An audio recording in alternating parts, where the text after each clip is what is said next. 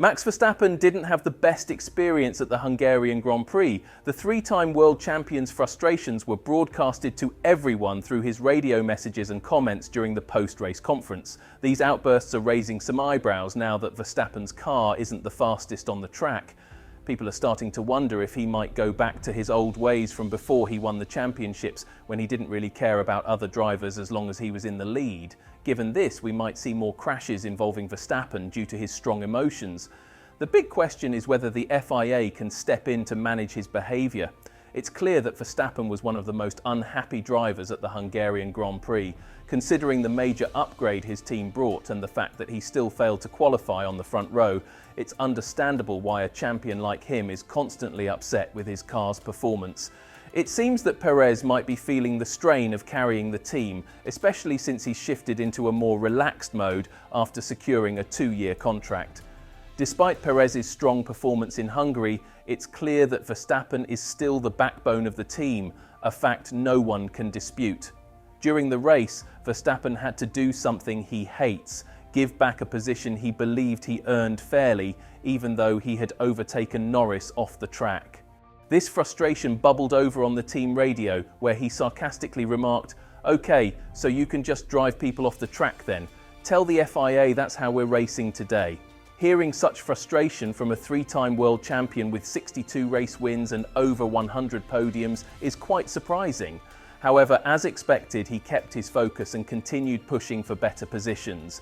Clearly, Verstappen knew his car wasn't up to the task of winning the race, but a podium finish was within reach. That is, until he took a risky move against Hamilton, nearly causing both of them to crash.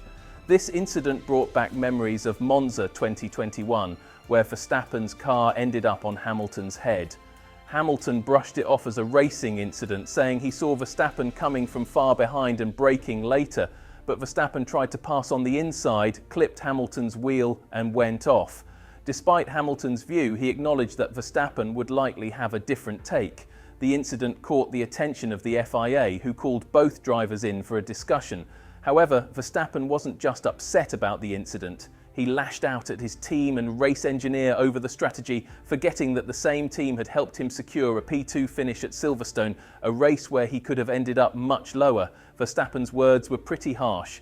After the race, he mentioned during the debrief that he got some stupid radio messages. Instead of admitting the strategy wasn't the best and maybe calming him down, the team just argued with him. They couldn't keep up with McLaren at all, which was frustrating. The future is hard to predict, but right now they're simply too slow. In the third stint, when he got the medium tyres, Verstappen was told to take care of them for some overtaking moves on Leclerc and Hamilton. However, both managed to get ahead of him by using a better strategy. In response, the Dutchman was incredibly rude to his race engineer Lambiase. Verstappen snapped, "No, don't give me that now. You guys gave me the darn strategy, okay? I'm trying to salvage what's left here, for heaven's sake." This outburst highlights that even when things aren't going your way, you shouldn't let your emotions get the best of you, especially towards someone who's been a big part of your success in winning races and championships. As a top driver, you aim to have the best car on the track, but when that's not the case, your skill behind the wheel is what makes the difference. That's exactly what Verstappen has been doing since Miami, and no one can deny that. The crash at Turn 1 with Hamilton has certainly caused some drama. Verstappen isn't accepting the blame for it, insisting that Hamilton is at fault for moving during braking. This is similar to what people accused Verstappen of back in Austria. When talking about the incident, Verstappen said he doesn't care about the criticism. He mentioned that in Austria people were saying he was changing his path under braking, but he was just positioning his car and keeping it straight. During the current race, he claims Hamilton kept turning right while braking, causing him to lock up because he was trying to make a move and saw Hamilton's car coming closer. If he hadn't reacted, they would have crashed right there. I had to slam on the brakes, which is why I locked up. It's pretty surprising to see from a 3-time world champion, especially since many experts agree there wasn't much more Hamilton could do. He needed to make that corner and did so perfectly, leaving just enough space, a car's width. Verstappen wasn't even ahead of Hamilton, so he had no right to make that move in the corner. Nevertheless, Verstappen's frustrations have been all over the media. If the RB20 keeps underperforming, he might totally lose it. In the past years, Verstappen was pretty relaxed, mainly because he didn't face much competition. He even did extra pit stops at the end of races just to grab the fastest lap. Now that he's being seriously challenged again, Verstappen's back to his old ways of driving recklessly because he can't keep his cool. In the last 3 races, Verstappen has been involved in 2 crashes that caused him to lose positions. Fortunately, the crashes weren't severe enough to force him out of the races entirely, and he managed to finish in 5th place on both occasions. In contrast, Norris experienced severe damage to his car in Austria and couldn't finish the race. If he had, he would be much closer to Verstappen in the Drivers' Championship standings. Despite these challenges, Red Bull's situation isn't ideal. McLaren's recent 1-2 victory, starting from the front row, puts pressure on the Austrian team to improve. Verstappen himself has expressed concerns about new upgrades underperforming when they should have provided a boost. Within the team, he has voiced disappointment and urged certain members to step up and work harder on the car's development. As the season progresses, McLaren's improvements and Mercedes' increased competitiveness, coupled with Ferrari's ongoing efforts to solve their bouncing issues, mean Red Bull faces stiff competition in both championships.